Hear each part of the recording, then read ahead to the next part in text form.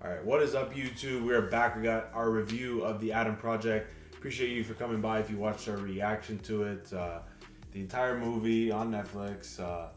Overall, this movie, I know we kind of like spoke about it in brief, but I think we summed it up as pretty much like a very lighthearted, like enjoyable movie. It's like the kind of movie, just like one of those, don't know what to watch, kind of have nothing to do for the rest of your evening, exactly. or you're just like chilling for a bit. And like kind of just one of those movies you throw on. Yeah, and you're like a Ryan Reynolds fan. And you like him. Just a very lighthearted movie. Nothing like too serious going on. Yeah. I mean, like in the movie, technically there's serious shit going on, but it's for all kinds of purposes. I mean, there was like really deep moments too, right? There was. That was like there was. Like the part with like Mark Ruffalo, like with obviously saying goodbye and shit. That definitely hit in the feels for sure. Yeah, no, it did. Yeah. No, like there was some deep moments, but like for the majority, like there was like a lot of like comedic stuff too. No, 100%. Yeah, and Ryan Reynolds, he's the man. So I think it was like just a mix of comedy, kind of just like deep moments like that. Yeah. And just action, kind of just a mix of all that stuff. Well, I know you compared it to Free Guy, which was his recent movie, right? So. Which, to be honest, I liked Free Guy a little bit different. Like they both did different. Yeah. They both did like Free Guy was like I feel like more of like a serious movie technically, like a little bit. It was more serious. Like Free Guy had that that like the soundtrack, like even with I watched it in theaters also, right? Like so like I don't know, it feels a little more like crazy, right? Like but like just like I don't know, man, just the song in it, like just kind of like just the whole like kind of like it was such a cool concept, right? Like time travel, like we don't see it much, but well, it's still a trope. Yeah, that's what I'm saying. Yeah, like it's around, but like in a video game that time, that was different, right? So this one was cool, like with the time travel and stuff. Cause like I said, I haven't seen much of this like in a while, and I know you just watched Dark. You were talking about it on Netflix. Yeah, right? I was talking about Yeah, so like, and I know like, obviously like at the beginning, I remember you're like, oh, is it gonna be a little bit like that? It wasn't at all. Yeah, I mean, once I saw PG-13, I knew. Yeah, no, 100%. Yeah. I don't know, but like, did you think like any of the concepts were done well, like with time travel? Like, gotta be honest. Kind of lazy, like. I mean, like, I wasn't expecting it to be perfect. No. Because it isn't that kind of movie, It's not like it's not meant to be like scientifically accurate, right? No. So I personally don't think that like if I'm like criticizing it based on its like portrayal of time travel, then I think it's kind of bad. But I mean, like I wasn't really like I think if you watch this movie, you have to go in like you can't be like, oh, like this has to be like this, Right. It's just for the entertainment. It's entertainment. That's just what it is. It's like this movie is like meant purely just to entertain. It wasn't meant to be like, oh my god, wow, that just happened. It's like you kind of already know what's gonna happen. Yeah, 100%. Yeah. But it's like it's just a good, like I don't know, just solid plot point. So. Yeah. Well, I mean, even then, like.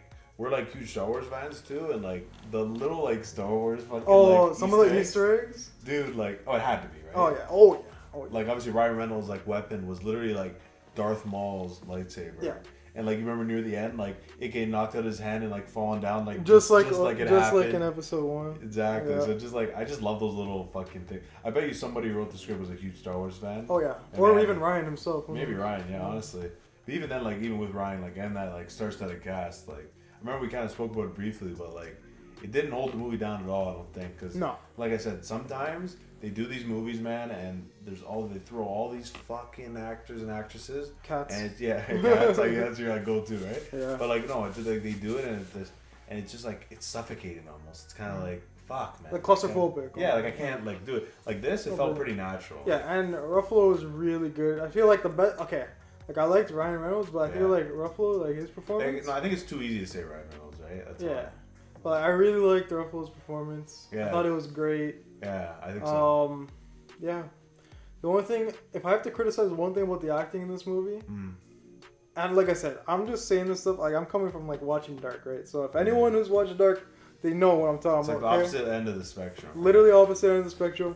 So like, Dark and stuff, like when you see the reactions when they like, someone's like, yo, I'm like you from the future. They're like, what the fuck? Yeah. Like it's not just like, these guys are like, oh, okay, that makes sense. They're just like they go about their day. It's not like more of like a shock. Right? Yeah. Which I mean, like I guess it's a movie. It's like it's not like the tone of the movie is not meant to be like that. No, it's not. So. No. Like I said, it's. So that's why I'm not criticizing it, but when I'm just thinking about it, right? Like, yeah, it has to be taken at like what it's meant. Yeah. Like for right. Let's take it at face value. Like I mean, like we're not looking to, like it's not like that movie that's trying to be that serious. Yeah, like I'm not bashing it for that. I'm just saying like if I have like one thing, like I mean like dude, I mean like you have this 12-year-old. Okay, the kid kind of makes sense because he's a fucking little kid, right? Right. Like, but like when you see the adult version, it's like probably someone like real life, like you'd have like a lot more of a reaction to that. Also, like you probably wouldn't even believe them at first. Like, no, because at first you'd be in denial, right? Yeah.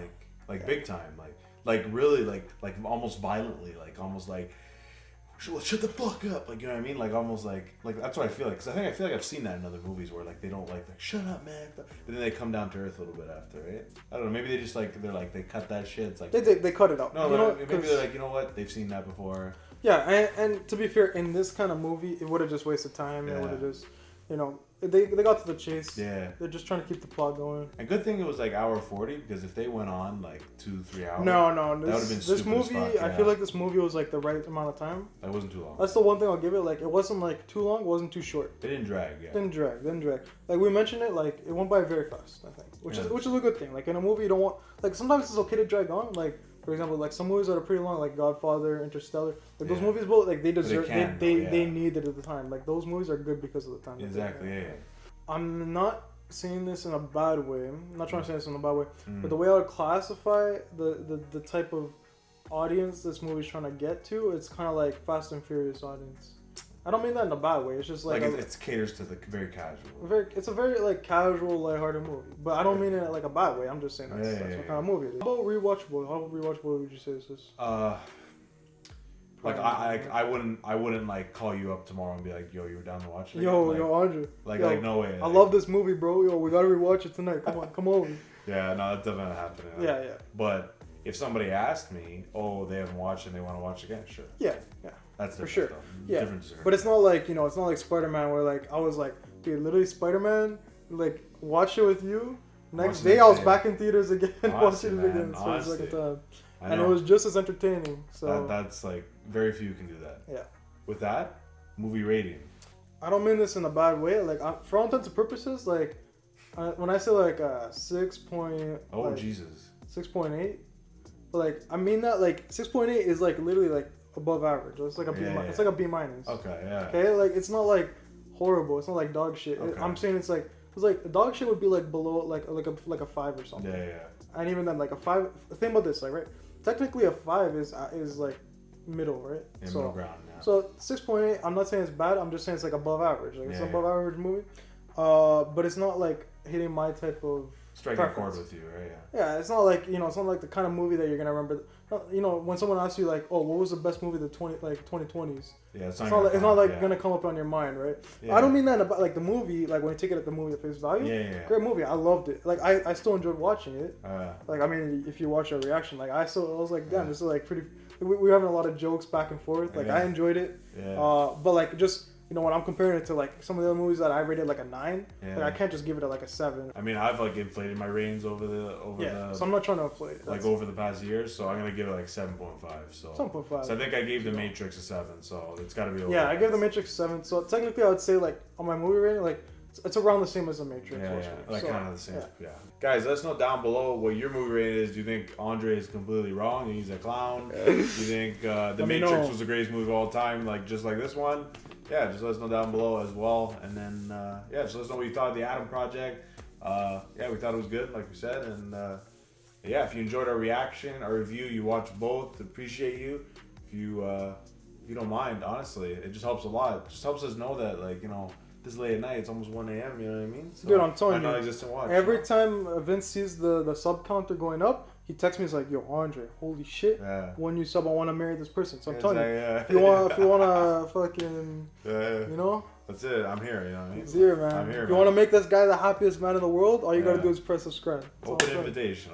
My God. It takes nothing. It literally takes nothing. And then turn that notification bell as well. And do that. Why not? That's it, bro. Like, it does all, like, you get notified, you know what I mean? Like, for everything. So, I don't have to say much else for that, right? So, anyways, guys, thank y'all. We don't want to ramble on too long, but hope you enjoyed our review of the Adam Project. We'll catch you in the next one. Peace.